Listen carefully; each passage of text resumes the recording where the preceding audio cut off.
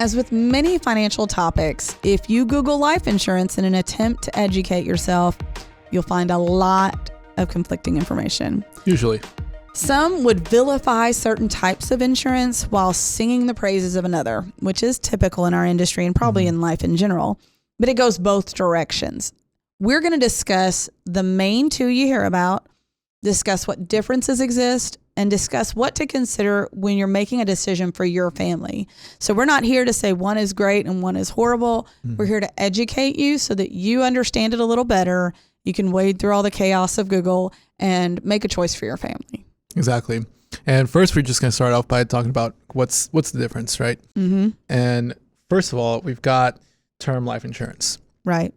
And I would say the main defining qualities of it is that it guarantees a balanced payment, right? So a set payment for a term, all right? So that's kind of where the name comes from.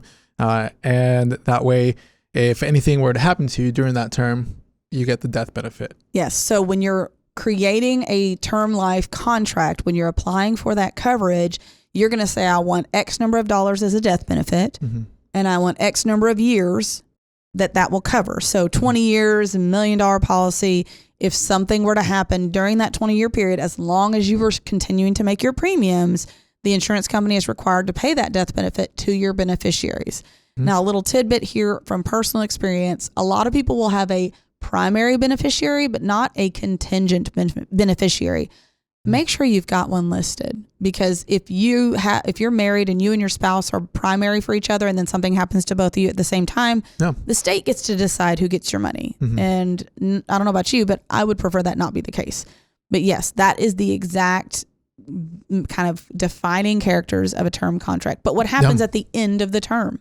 Yeah, that's a good point. So at the end of the contract, most term insurance policies will just end, right? Meaning that if you didn't have to use it, right? So if the account owner or the policy owner didn't pass away, hopefully, then that's it. You had the benefit of having the coverage during that time, but it's kind of like with car insurance, right? So if, for the, I buy my car insurance every 6 months, but if nothing happens to my car during those 6 months, then bye-bye. That's pretty much it. But I'm okay with it, because if something were to happen, we're covered. Then you were covered. Yes, exactly.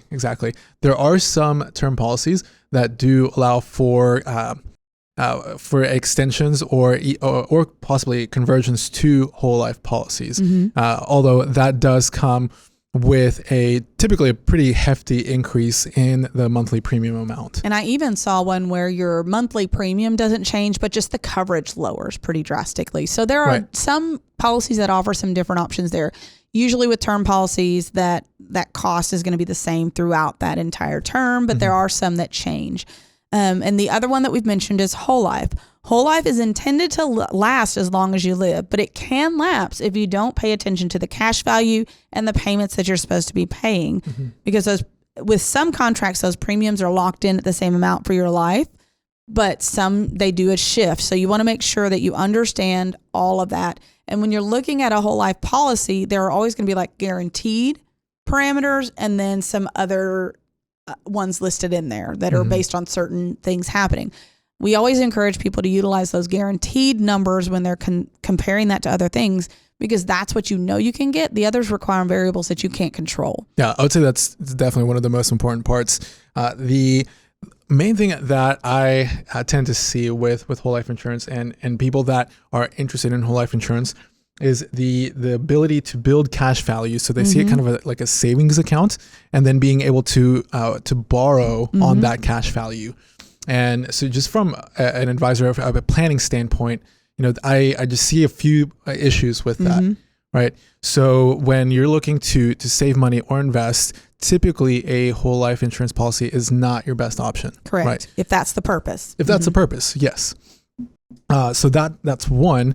We've talked about interest rates on CDs right now being pretty good, and then depending if you're looking to invest for a long time, like for retirement, then you definitely have other options like a Roth IRA that you could invest and typically have a much better growth rate on. And then other people that are looking to borrow on this, a lot of people don't understand. Okay, if you're borrowing on this then that means that your death benefit is being subtracted by the amount that you're borrowing, meaning that if something were to happen to you and you've taken out the, that amount, whatever, let's say that you have $100,000 policy and you've got a loan, for $50,000. Well, now you only have $50,000 in death benefit that your beneficiary would receive. And it's going to impact your ability to not lapse later on, for the policy to not fall apart, because those payments that you've been making that built that cash value are actually intended to help offset some of the cost of insurance later into the policy. So if you take a loan or a withdrawal against it, it is going to impact your ability to maintain the contract long term as well. Yeah, and if something happens to you, like to your job, and you're not then able to make the payments, then you've again put yourself in a bad situation by borrowing against it, because you don't have as much cash value there to protect you. And with term policies, those are usually the most cost-effective policies to purchase if we're looking at the same death benefit value. For whole life, it's usually going to be 5 to 15 times more per month to cover that same death benefit amount as a term policy. Yeah. So we talked about the differences, what they are. What are some things to consider? When does term life make the most sense? Yeah. So my belief is that whenever you're looking at life insurance, right, you want to, the goal should be just that pure life insurance. If something happens to me, I want my loved ones to be taken care of and their financial needs to be met, right? So when you're looking at that purpose, I would say term life insurance makes the most sense because the costs are lower. You get more bang for your buck, meaning that you're paying a lot less for a lot more coverage in that sense. These contracts are also, term contracts specifically, are usually very straightforward. Right. You pay a certain premium, it's for a certain term period, the death benefit, they're all usually fixed. There are some companies, again, that don't. There's some that start with like a lower premium and it builds, but it's structured. Right. So if you look at the contract, you'll be able to see exactly what it's going to cost you. And when I've done the math for clients, if something were to happen, it far outweighs the cost they put into it. So for term, really, if you're wanting to make sure you've got the highest death benefit possible at the lowest cost, that's your best bet. But when does the whole life make sense? Yeah. So if you're looking to keep a life insurance benefit for the entire length of your lifetime, then that is definitely an option. You just have to keep making the premiums as outlined in the contract. And then the thing to watch out for with those whole life contracts, which we talked about, loans and withdrawals are available. So if that's important to you, then it's there. But you do want to watch out for how it's going to impact the contract's longevity, because it is really, I've more times than not, when I have clients who come in with a whole life contract and we do the stress test on it, when we ask the insurance company for that, if they've done any loans or withdrawals, or if they've stopped payments on it at any point, it's going to run out and it's going to lapse at some point. So you have to really stick to the guidelines that you originally committed to if you want that to be successful. Also, that guaranteed interest rate is part of the contract, so make sure you're paying attention to that when you're doing it. Yeah, and I would say the last point on that, as far as a benefit to that, is that it can be used as an estate planning tool. Yes. Right. But there's more often than not, when you're looking at life insurance, it's purely for protection, right? So unless you have a very specific estate planning wish, then yeah, I would say that whole life insurance would be the tool in that specific situation. And we're going to talk about the drawbacks of both too. Term is not perfect. Once the contract ends, if it has a continuation option where you can keep the coverage, usually those premiums are going to be like ridiculously high compared to what you were paying before, where it's not feasible to do that. So if your goal is to, have insurance through your 70s or 80s, term is probably going to be difficult to maintain for the long term, because once you get past the term period, which the longest term period I've heard of is probably 30 years, somewhere in that range. Right. Once you get outside of that range, though, it gets pretty expensive. Yeah, but when we look again at kind of the purpose of it, we talk to a lot of folks about, okay, what are the main reasons to get life insurance, right? And mainly that's to cover any sort of liabilities, to replace income, to cover final expenses, and any sort of higher education goals that family has. So, I mean, if you're thinking about a family that is a young couple or young family that is in their 20s, maybe in their early 30s, then typically a 30-year term policy will get them through pretty much almost to retirement. And the goal is that by that time they'll be free of all of those. Hopefully they've reached that financial independence hurdle and they don't need it any longer. Exactly. So for whole life, what are the drawbacks to that? Yeah, mainly that the contracts can be pretty confusing at times, right? And for your average investor, right, that doesn't have a complete knowledge on just life insurance in general, the terms can be confusing. It can have a lot of different bells and whistles, and that's where we see a lot of shall I say funny business in the life insurance industry, where people just get sold these ridiculous policies with all these bells and whistles that the consumer has no idea what they're for. But during kind of the purchase process, they were just upsold on every little additional benefit. And I think you shared this earlier, but I'm going to be a little more direct about it. The concern that we have when it comes to whole life is that it's often sold as two things. It's sold as an investment vehicle and life insurance at the same time. But if you use the investment vehicle part of it by taking loans or withdrawals, then you hamper the life insurance's ability to do its job. If you want the life insurance piece to do its job, you have to leave the investment vehicle part of it alone. So really it can't serve both masters. Exactly. And so that's where we get concerned with people utilizing them and not being educated about how they actually work. They are both great tools if they're used properly, but we do see a lot of misuse or misinformation about it. Yes. So what if you have a policy that isn't a good fit for you? And we're going to talk first about whole life policies. If you have a cash value and you decide, okay, this policy is really not a good fit for what I'm trying to accomplish, you do have the ability to cash it out. Any gains that you've earned in there will be taxable to you at that time. So make sure you talk to your tax preparer first. But you also have the ability to exchange it to another type of product.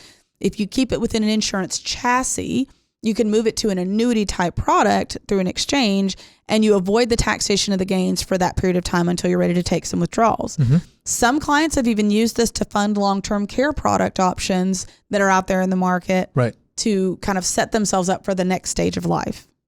Yeah. So that process, it's what's called a 1035 exchange. If you kind of want to learn a little bit more about that, you can definitely research it. But yeah, that is a great tool if you find yourself in that situation where you're like, okay, yeah, I was sold this several years ago, not really what I need, from what it sounds like. And so what are my options? So what if you have a term policy and you realize, this policy is not the best fit for you? What can you do there? Yeah. So with term policies, usually the policy is that, or the guidelines are that you, if you don't need it, right, you can stop the payment on it. There are no penalties. There's really nothing that you lose except for the death benefit, right? So the coverage is basically what you end up losing at that point if you determine that it no longer meets your needs. However, if you are looking to replace that policy, I would just caution you and strongly encourage you to first secure that new policy that you're looking to add on or to use to replace before completely getting rid of the existing one, because a lot of things could happen, or if you have all of a sudden some sort of medical complication or anything like that comes up during medical underwriting, if it's required, then that could be something that makes it not feasible anymore to get that new policy.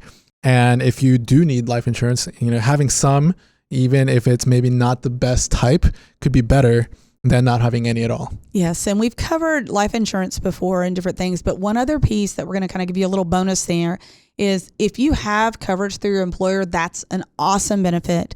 But we would encourage you to have personal coverage as well, because if you move jobs, you will have lapses in coverage. You start the new job, you've already left the old job where the coverage has ended, and then you're going to have an elimination period before you're eligible at the new job typically. So having personal coverage is really important to us for our clients. So it's time for our 2 cents. I'm going to let you go first, Mark. Yeah. So whether you choose term life insurance or whole life insurance, we encourage you to complete an analysis of your needs to make sure that what you're looking for is actually what is being offered to you. And life insurance is an integral. Wow, I can't say integral. Integral. Goodness gracious, it's an integrity. That's the word you're looking for. Life insurance is integral. Oh my goodness, it's important. Life insurance is important toward financial independence. And we have covered the types in this show, but we've also covered things like how much you need in a previous episode. So we're going to link that if you're watching this on YouTube or you're listening to it on podcast for you to go look at. If you're catching this on the radio, go check out those show notes on those. But it's important that you have the right coverage, as you mentioned. So check out those show notes for that link. Thank you guys so much for joining us on Talking Sense. We hope this episode has been helpful to you, and we look forward to catching up with you next time. Thanks for listening to Talking Sense.